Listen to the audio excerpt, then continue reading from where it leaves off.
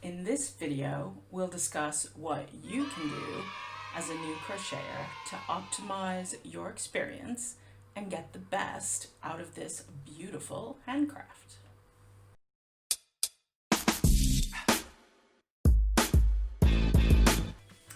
Hi everyone, I'm Em. So my first tip is utilize all available resources for optimal learning.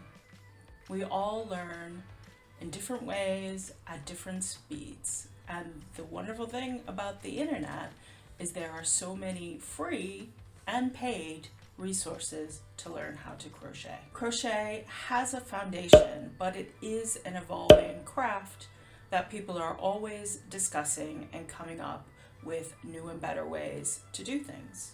Crocheters love to share their tips and new discoveries with the world. So joining online communities is one of the best way for beginners to get the most out of their learning. So amongst all the different resources available online, I will link below some of my personal favorites for you to get started with. So my motto is always start simple and learn the basics.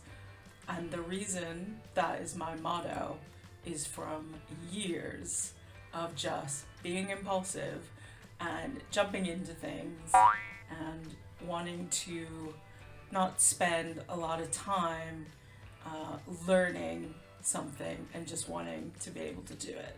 And of course, that's not how the world works. Nope. You have to learn the basics first. Learn the chain stitch and then learn each of the 3 basic stitches. So if you don't know the basics first, you won't be able to evolve.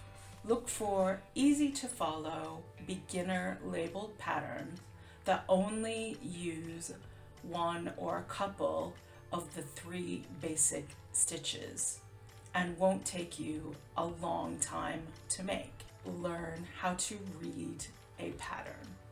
Just like our foundation stitches, learning to read a pattern is fundamental in crochet. You really won't be able to advance to more complex patterns without being able to fully read and understand a pattern. So crochet has standard abbreviations in both US and UK terms. Now, why there are 2 separate sets of terms is kind of debated. There's no definitive answer on why or how this exactly developed. There are these 2 sets of terms. The US terms are used way more widely around the world than the UK terms, but it is good to know both because obviously in this digital age, people are writing patterns in either or. Some people write it in both, which is really helpful. And on this channel, I always try to use both sets of terms so that you can become familiar and it becomes ingrained, so it really won't matter where your pattern came from. All you'll need to know is which set of terms it's using. Crochet also has an international symbol system. So this is a method of purely using symbols in a chart to make a pictorial representation of a pattern rather than just using written words. Some people do find this easier because then they don't need to remember 2 sets of terms. They only have to remember what stitch the symbol represents. And once you understand how to read patterns, you'll be able to make all those wonderful and amazing things you see online. So my 4th tip is be strategic with your materials. A few skeins in a couple of different sizes to practice your stitches.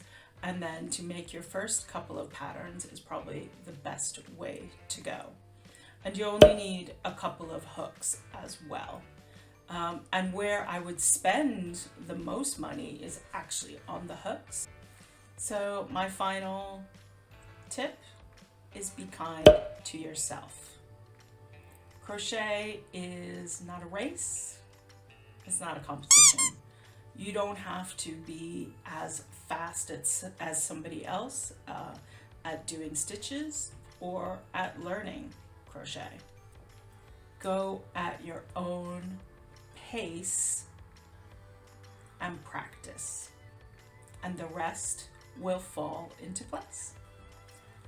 And don't forget to always start out by doing some hand stretches, some wrist rolls, some arm stretches and neck, just like you would if you're going out to run or sit at a desk all day. You need to take care of your body when you're crocheting. You will come to find, as most people do, that crochet can become a bit of an addiction.